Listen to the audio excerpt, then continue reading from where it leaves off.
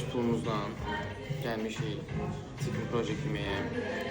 Amma həqiqətən burada dadlıdır. Baxırsınız.